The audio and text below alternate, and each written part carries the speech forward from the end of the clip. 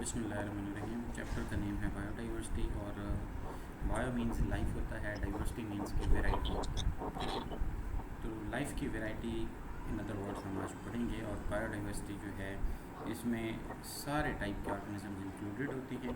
Majorly जो हम इसमें स्टडी आउट करेंगे बेटा वो वायरसेस है, फिर इसके बाद बैक्टीरिया है। यानी सादे लफ्ज़ों में कि लाइफ का स्टार्ट वाला जो चीज़ है, जो इंटिटीज़ जिनको हम कहते हैं, लिविंग ऑर्गेनिज्म भी नहीं कहते हैं, जिनको हम वायरसेस का नाम भी देते हैं, और प्रोकैरियोट्स, ये मेजर इन दो चीज़ों के बीच में घूमेगा। राइट, सबसे पहले अगर ए सेलुलर लाइफ अगर हम देखें, जो सेल भी नहीं होता, तो वो origin of the word virus comes from the Latin where it means like poison, venom और स्लाइमी फ्लूइड।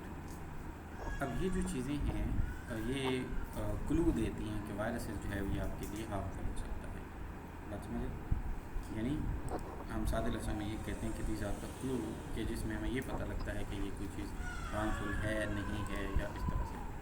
अच्छा, इसके बाद बेटे what are the viruses? Viruses are the tiny infectious particles, इनको लिविंग ऑर्गेनिज्म नहीं कह रहा, made up of the genetic material, जिसमें डीएनए और आरएनए दोनों होते हैं। और फिर ये डीएनए और आरएनए क्या होता है? रैप्ड होता है इन प्रोटीन्स के अंदर। ठीक है, ये तरीका ठीक है ना? इस तरह रीडिंग करते करते मैं आगे आपको हाईलाइट भी करता हूँ। ठीक है सर, बिल्कुल सही है। ओके, इसके बाद है बेटे, तो ये आपको याद रहेगा, ये वाला एक इम्पॉर्टेंट पॉइंट है, इसको आपने ये याद रखना है जो मैंने सर्कल कर दिया है। ठीक है ना, कि जो डीएनए जेनेटिक मटेरियल इसका डीएनए या आरएनए का होता है, और प्रोटीन कोड के अंदर रिलेटेड होता है।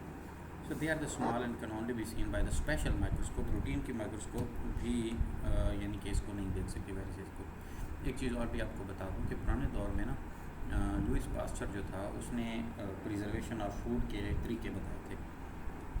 उसने ना कहा था कि एक हल्की सी थिन मेम्ब्रेन होती है, और उस थिन मेम्ब्रेन से अगर हम किसी पार्टिकल को छान लें ना, तो उसके बाद वो डिज़ीज़ काज नहीं करता, कोई लिक्विड वगैरह। इन अदर वर्ड वो बैक्टीरिया को फ़िल्टर कर लेते थे, और वो जो थिन फिल्ट्रेशन वाली मेम्ब्रेन थी बेटे, वो माइक्रो लेवल तक फ़िल्टर कर सकती थी। वायरसेस उनमें से पैस ऑन हो जाते थे। और फिर इसने कहा कि कुछ ऐसे पार्टिकल भी पाए जाते हैं जो थिन मेम्ब्रेन से पैस ऑन होने के बावजूद, यानी कि मतलब हमने मेम्ब्रेन से भी पैस ऑन करवाया फ्लूइड को, लेकिन फिर भी वो डिज़ीज़ काज कर रहे थे। क्यों? क्योंकि उनके अंदर वो क्या कहते हैं, साइज़ छोटा था, और बिल्कुल डिजीज़ काजिंग एजेंट थे, वो डीएनए या आरएनए को प्रेजेंट करते थे। Viruses are like the host, need a host to survive. अच्छा, वायरस कभी भी सेल्फ रेप्लिकेटिंग ऑर्गेनिज्म नहीं है। जैसे बैक्टीरिया है वो अपने तौर पर रेप्लिकेट करेगा, लेकिन वायरसेस जो होते हैं ना बेटा, ये क्या करते हैं, ये आप कहें कि जो हाईजैकर होते हैं, हाईजैक कर लेते हैं, उस तरह के सेल्स के होते हैं। They cannot reproduce on their own because they don't have the tools or machinery to do so. अब इसके अंदर ना तो डीएनए पॉलीमरेज होता है, ना आरएनए पॉलीमरेज होता है। ज़ाहिर है पॉलीमर बनाने वाले नहीं होता, तो डीएनए और आरएनए बन ही नहीं सकता इनके अंदर। तो ये डीएनए और आरएनए अपना कैसे बनाते हैं? ये होस्ट के अंदर जाते हैं, तो ये क्या करते हैं, उसके डीएनए के साथ अपना डीएनए को मिक्स कर लेते हैं, और फिर वहाँ से उसको जब मल्टीप्लाई करवाया जाता है, तो इनका अपना डीएनए भी मल्टीप्लाई होता है एज अ होल, फिर इनकी कॉपीज़ बन जाती हैं। विरियन क्या चीज़ होती है? ये कंप्लीट वायरस होता है। जब वो कंप्लीट हो जाता है तो हम उसको वायरस पार्टिकल को विरियन कहते हैं, जो इन्फेक्शियस पार्टिकल होता है। यानी अब वो कैपेबल हो गया कि वो इन्फेक्शन कॉज करे। It is a main job to deliver the genetic material. हाँ, ये क्या करता है, जेनेटिक मटेरियल जो है वो डिलीवर करता है एक प्लेस से दूसरी प्लेस पर। मतलब जो आपका जेनेटिक मटेरियल है वो वायरसेस का, वो अगली जनरेशन या अगले एनी ऑर्गेनिज्म के अंदर जो है वो ट्रांसफर इन कर देता है।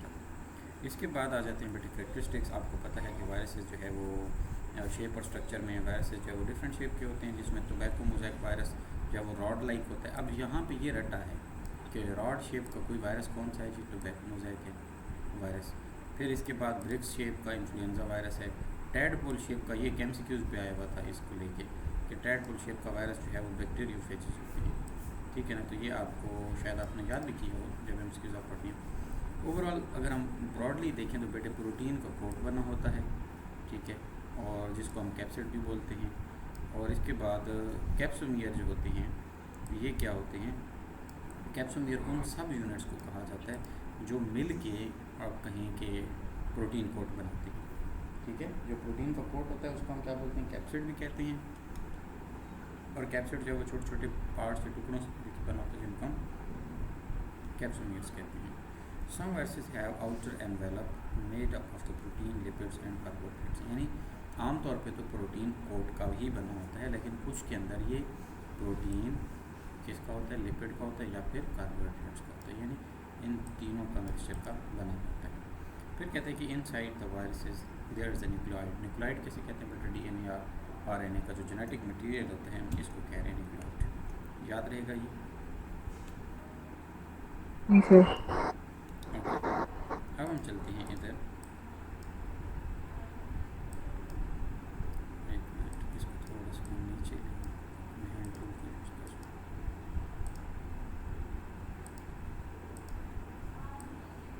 हाँ जी, अच्छा इसके बाद आपको लगता है कि नॉन लिविंग फीचर्स कौन कौन से हैं वायरसेस के अंदर।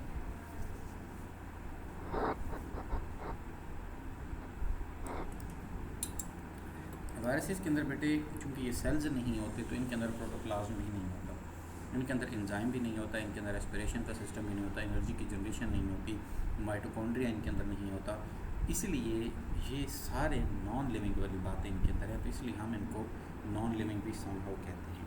लेकिन इनके अंदर लिविंग वाला भी कुछ कैरेक्टर है, कौन सा है कि इनके अंदर डीएनए मटेरियल है, और ये जैसे ही होस्ट सेल के अंदर जाते हैं तो वहाँ पर मल्टीप्लाई होते हैं और डिजीज़ भी कॉज करते हैं। तो ये तीन फीचर्स मेनली ऐसे हैं जो इनकी लिविंग कैरेक्टरिस्टिक को आप इनके मेंटेन कहते हैं।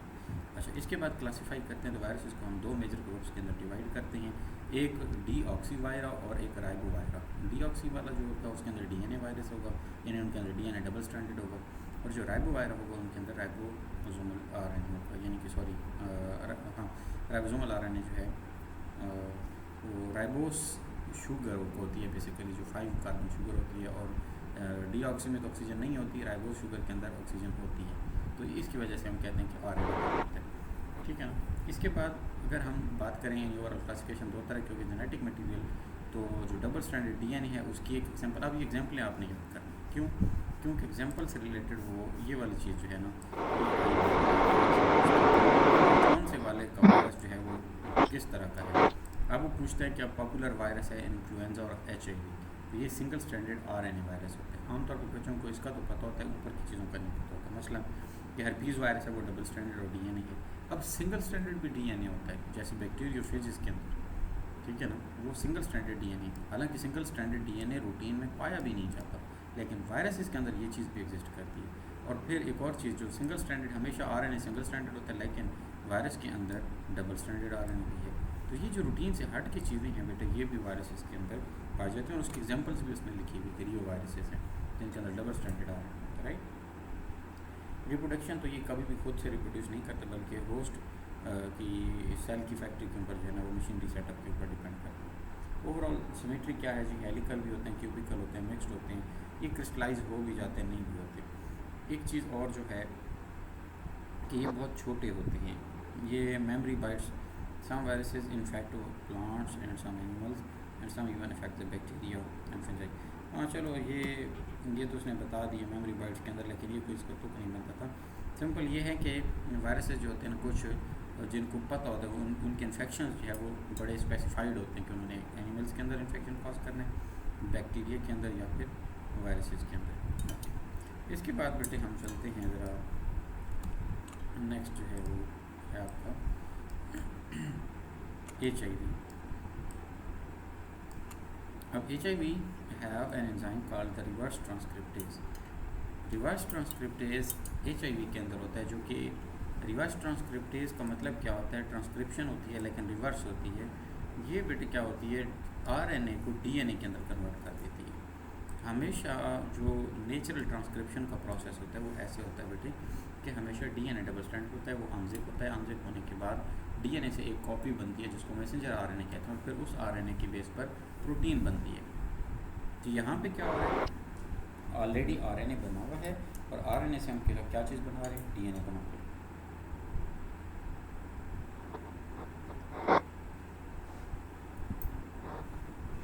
ओके, नेक्स्ट है बेटा कि ये हाईजैकर, ये तो हमने पढ़ लिया, tobacco mosaic viruses TMV। Tobacco mosaic viruses क्या होते हैं, TMV is one of the most well study virus, first discovered in Russian.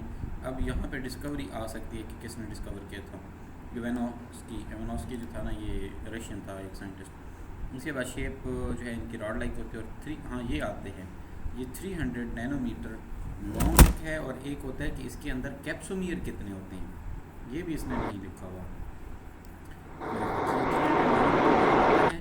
18 nanometres wide width होती है इसकी।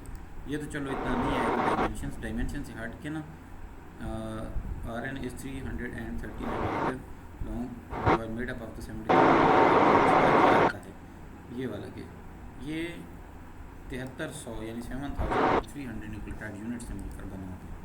तो ये आपको पता होना चाहिए। और इसके अंदर जो कैप्सिड है ना, जिसको आप प्रोटीन कोट भी कहते हैं, outer coat card the capsid is made up of the, कितनी प्रोटीन्स का बना होता है, ये होता है भाई 2130 प्रोटीन्स का, और यही कैप्सोमियर भी इनको बोलते हैं।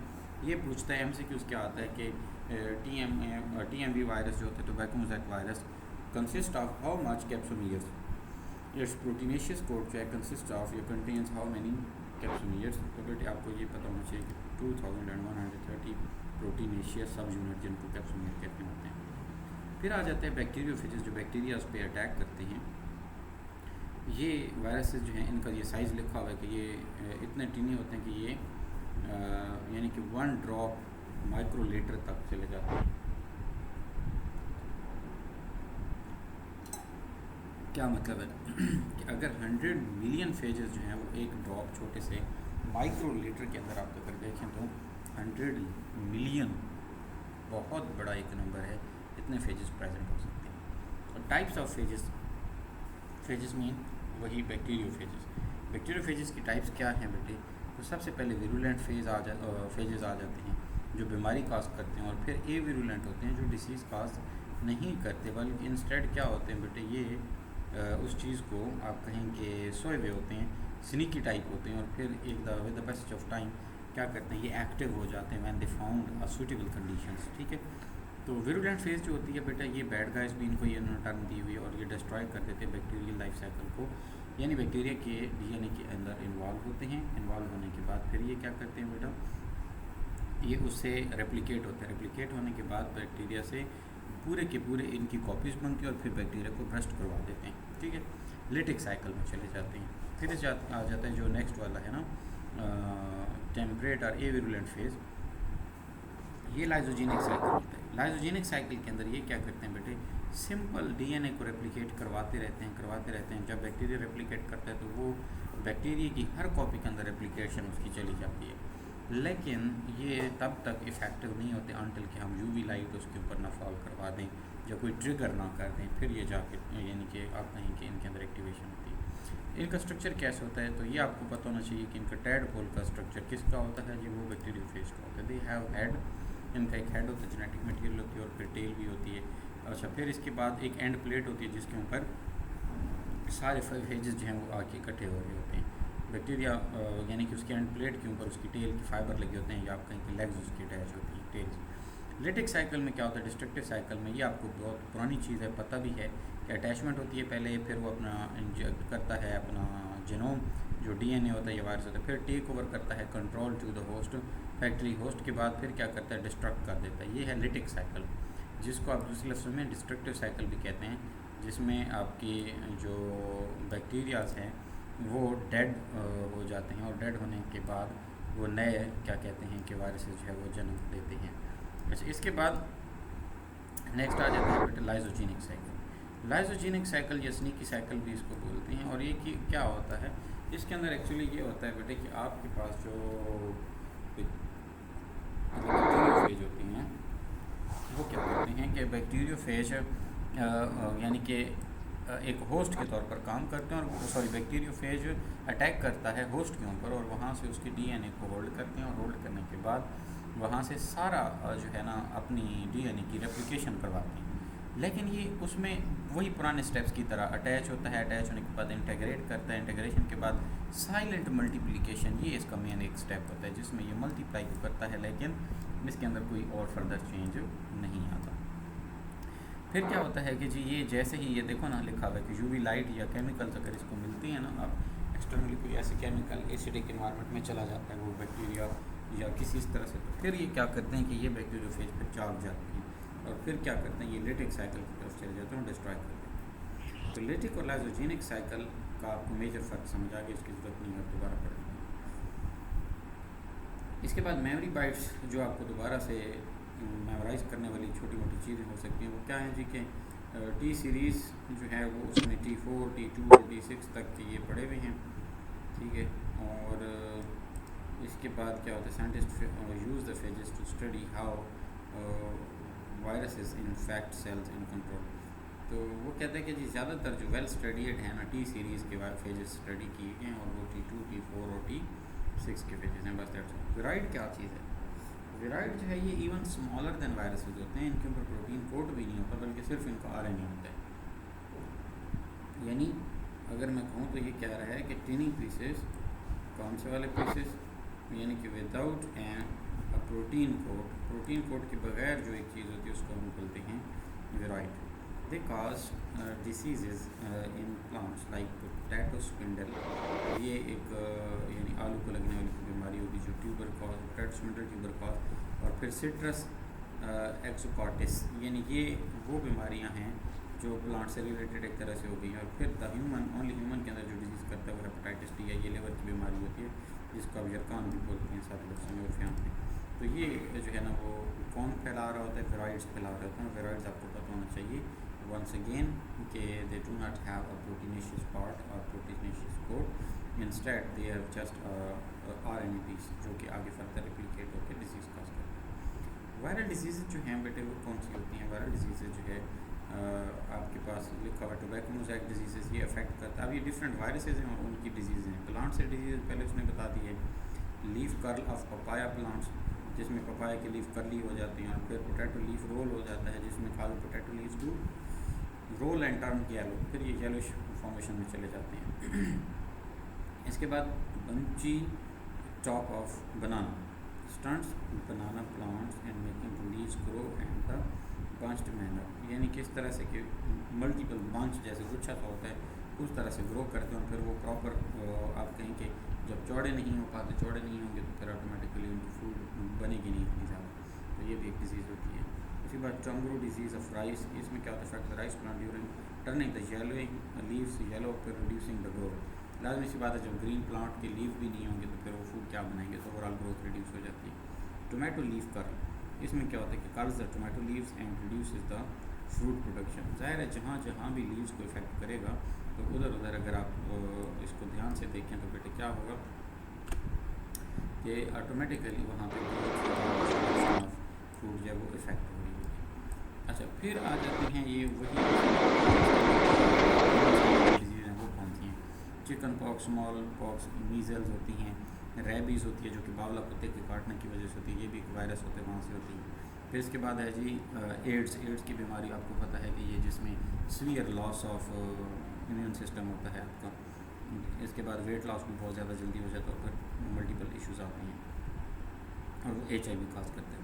येलो फीवर, डेंगी जिसके अंदर प्लेटलेट्स डाउन हो जाते हैं, ये वेरी पॉपुलर डिजीज़ है। पोलियो आप कहें, पोलियो का भी पता है जिसमें पैरालिटिक अटैक होते हैं और फिर बच्चों की टांगें वगैरह जो है वो डिस्टर्ब हो जाती हैं, आप कहीं अलाइंड नहीं रहती।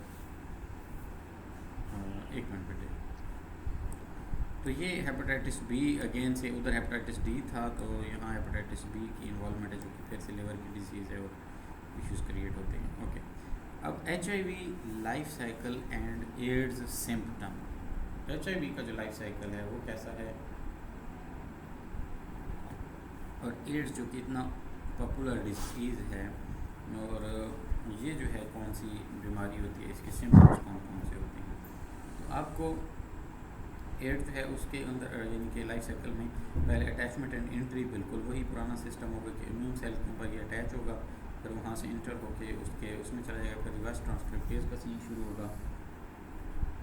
रिवर्स ट्रांसक्रिप्टेज में क्या होगा बेटे कि ये कन्वर्ट करेगा RNA को DNA के अंदर, इंटीग्रेशन, फिर वो DNA के साथ इंटीग्रेट हो जाएगा। रेप्लिकेशन और असेंबली मीन कि वो उसमें रेप्लिकेट भी होता रहेगा, मल्टीप्लाई भी होता रहेगा और असेंबल्ड रहेगा। फिर बडिंग और रिलीज मीन कि वो फिर एट द एंड जो है वो पार्टिकल्स के फॉर्म में वो छोड़ देगा इसको और फिर वो एक तरह से सेल को डैमेज करते हुए निकलेगा।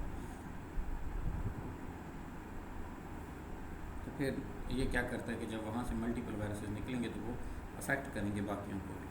अब एड्स की सिम्टम क्या होती हैं कि बेटे बहुत ज़्यादा ज़ुकाम और और यानी कि नमूनिया टाइप और ट्यूबरक्लोसिस होती है, क्रॉनिक फटीग, बहुत ज़्यादा थकावट होती है, वेस्टिंग सिंड्रोम, ठीक है। इसके बाद यानी कि आप कहें कि फ़ीवर और परसिस्टेंट और नाइट स्वेट्स आती हैं, फिर नेक इरिटेट्स, ग्रोइंस, यानी आपकी हर वो चीज़ जो अपेंडिजेस हैं जिसमें लेग्स आ जाती हैं, और इसके बाद जो आपकी आर्म्स होती हैं इनकी स्टार्ट ऑफ द प्लेस, यानी जहाँ पे बॉल एंड सॉकेट जॉइंट्स होती हैं वहाँ पे ये इंक्रीज़ कर जाते हैं, लिम्फ नोड स्वेल कर जाते हैं, ठीक है ना, इन जगहों पे, यानी लेग्स में भी, हिप्स वाली इंटीरियर की जगह पर, और ये बाजुओं के नीचे के भी, यानी आर्म्स के अंडर आर्म्स में ये जो है ना, ये जो नोड्स होते हैं जिनको आप लिम्फ नोड्स भी बोलते हैं, वो स्वेल कर जाते हैं। क्यों करते हैं? क्योंकि रीज़न ये है कि HIV ने ऑटोमेटिकली इम्यून सिस्टम को डिस्ट्रॉय किया, और लिम्फ नोड क्या करते हैं? इम्यून को स्ट्रॉन्ग कर रहे होते हैं।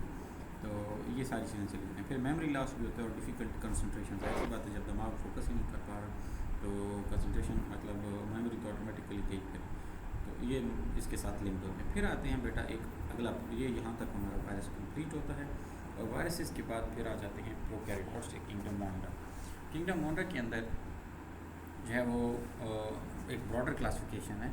इसके अंदर बैक्टीरियाज सिर्फ नहीं होते, बैक्टीरियाज तो होते हैं, हम ओवरऑल तो कंसिडर करते हैं कि प्रोकैरियोट्स मींस कि these includes sort of organisms having an old sort of nuclei where there is no boundary to the nucleus, where only a DNA molecule, a DNA clump or the chromatin material is dispersed within the cytoplasm. लेकिन यहाँ पे एक चीज़ और भी है कि ये तो ठीक है, ये तो बहुत बुनियादी चीज़ है, और फिर ये जो थे ना प्रोकैरियोट्स, पुराने वाले जो सेल्स थे वो सिंगल सेल्स की फॉर्म में रहते थे, और कुछ जो थे वो कोलोनाइज्ड स्ट्रक्चर में रहते थे। लेकिन इनके जो मोंडरा था ना, इसके अंदर कुछ ना कुछ फीचर्स थे स्पेशल, जिसको ब्लू ग्रीन अल्ची भी इन्हीं में से एक पार्ट था, और इनके अंदर फिर थाइलाकॉइड मेम्ब्रेन्स होती हैं जो फोटोऑटोट्रॉफिक सिस्टम के अंदर हेल्प आउट करती हैं, यानी इनका जो खास वो होता है। फिर किंगडम मोंडा के अंदर टेल भी होती है और फ्लैजिला भी होती है, जो कि किस से बने होते हैं? एक फ्लैजिलेन प्रोटीन होती है, वहाँ से उससे बनती हैं, और ये क्या करवाते हैं? उनकी मूवमेंट के दरमियान हेल्प आउट करवाती हैं। और फिर राइबोसोम्स भी इनके अंदर प्रेजेंट होते हैं। यानी अब यहाँ पे आपको क्लासीफाई करना शुरू करें तो वायरस के बाद एक सेलुलर स्ट्रक्चर डेवलप होना शुरू होगा, ठीक है। यानी पुराने दौर में वायरसेस में तो हमने कई सेल की चीज़ें पढ़ी नहीं थी, उसमें तो लेवल वाला सिस्टम ही नहीं था, सिवाय इसके कि उसमें DNA और कुछ ऐसा प्रोटीन का था, दैट्स इट। मोर ओवर उसकी एक क्वालिटी और भी थी कि वो रेप्लिकेट करते थे while with in the living organism. तो ये जो चीज़ें थी वो उनको लिविंग बनाते थे, अदरवाइज मेजरली तो वो नॉन लिविंग पैटर्न पे चल रहा था। तो बिल्कुल इसी तरीके के साथ अगर हम इनकी बात करें प्रोकैरियोट्स की, तो ये बाकायदा तौर पर इनके अंदर ऑर्गेनेली सिस्टम आ गया, जो ऑर्गेनेल्स होते हैं, और फिर इसके बाद राइबोसोम्स इनके अंदर होते हैं, वो भी एक, और फिर flagella, thylakoid membrane, chromatin material. अब राइबोसोम जो इनके 70S बेसिकली एक साइज़ है, तो ये थोड़े छोटे होते हैं। जो दूसरे होते हैं ना, क्या कहते हैं, प्रोकैरियोट्स के बाद यूकैरियोट्स के, तो उसके 80S जो है ना सब यूनिट एस वाला होता है। तो खैर इनके जो made up of two parts होते हैं, 30 और 50 को तो टोटल 80 बनता है, लेकिन ये एक्चुअली जो है वो 70 आउटकम देता है, 20 का पार्ट इसके अंदर ज़ाहिर हो रहा होता है। न्यूट्रिशन इन द मोयर, अब ये खाते कैसे हैं? तो जाहिर सी बात है ये सेप्रोबिक भी होते हैं, यानी कि डेड डिकेइंग मैटर जैसे बैक्टीरिया वो कर देते हैं, डिस्ट्रॉय कर देते हैं हमारे रोड के ऊपर पड़े हुए एनिमल्स को, जो डेथ हो जाती है जिनके रोड के ऊपर एक्सीडेंट्स में, या वहाँ पे कोई ब्लीड वगैरह हो जाता है तो उसको भी डिस्ट्रॉय। तो ये सेप्रोबिक हैं, यानी डेड डिकेइंग मैटर को ये करती हैं, डील करते हैं खाने में। दूसरा ये पैरासाइट्स भी हैं, हार्म भी करते हैं और फिर बीमारियाँ भी फैलाते हैं। फिर इसके अलावा इनके अंदर कुछ केमी ऑटोट्रॉफिक भी होते हैं, जो कुछ केमिकल्स से अपनी फूड बना लेते हैं, कुछ होते हैं फोटो ऑटोट्रॉफिक, जो कि लाइट्स की प्रेजेंस के अंदर जो है वो अपना खुराक तैयार करते हैं। कुछ जो होते हैं वो सिम्बियोटिक है, जिसमें दोनों एक दूसरे को हेल्प आउट करते हुए रह करते हैं। अब जैसे नाइट्रोजन फिक्सेशन बैक्टीरिया है, तो जो जितने भी आपके पास चने के प्लांट्स हैं, चने को हम क्या कहते हैं उर्दू में, इंग्लिश में कोई पता है? क्या हुआ? चने को हम क्या कहते हैं इंग्लिश में? चिकपीस। भाई चने चने चने को क्या कहते हैं? चिकीज। यार चने चिकपीस ही होते हैं ना, चने ही होते हैं वो, जो वो हम उसमें भी खाते हाँ हैं, रमजान में जो चाट वगैरह बनती है वो चना चाट ही होती है ना, चिकपीस हाँ, होते हैं। उनको चिकपीस चिकीज होते बोलते हैं। हैं, चिकपीस, पीस होते हैं ना। अच्छा अच्छा, चिक पीस, अच्छा। अच्छा, ये पिक पीस होते ये हैं। चिक वाले पीस है। अच्छा, हाँ चिक पीस, ओके। जो भी है, जी जी। बहरहाल और इनकी वो ना जो इन पीस है वो तो वो वाले है ना, मटर। अच्छा अच्छा, हाँ, पीस मटर होते ये हैं। चिक अच्छा, पीस अब जो है। चने होते हैं ना, पिक पीस, इनके जो प्लांट्स होते हैं उनकी जड़ों के ऊपर छोटी छोटी रोड़ियाँ सी होती हैं, स्वेलिंग सी होती है, और वो नाइट्रोजन फिक्सेशन बैक्टीरिया होते हैं। अब ये इनका सिम्बियोटिक रिलेशन आ गया, जो मैं आपको असल में बताना चाह रहा हूँ कि ये सिम्बियोट होने की वजह से उस ज़मीन के अंदर नाइट्रोजन को फिक्स कर रहे होते हैं उन प्लांट्स के लिए। ठीक है, तो ये जो मोनरा किंगडम है ना, इसमें सेप्रोब भी होते हैं, सेप्रोपिक बैक्टीरिया होते हैं, इसी के अंदर पैरासिटिक भी होते हैं, इसी के अंदर कीमो ऑटोट्रॉफिक भी होते हैं, इसके बाद इन्हीं के अंदर फोटो ऑटोट्रॉफिक भी होते हैं, इन्हीं के अंदर सिम्बियोटिक भी होते हैं। तो ये मल्टीपल वैरायटी ऑफ ऑर्गेनिजम्स होते हैं, राइट। ओके। इस अभी ये इतना सही है कि मैं सो जाऊंगी, मैंने उठ के पूरा एक चैप्टर करना है, फिर सुबह के टाइम जितने भी टाइम ना, 9 बजे भी आप बोलेंगे, 10 बजे भी बोलेंगे, तो मैं आके ना ये आगे से कंटिन्यू कर। अभी सोना है, that's it। जी सर, फिर मुझे उठना होगा, कोई 1-2 बजे तक उठूंगी, 2 बजे तक फिर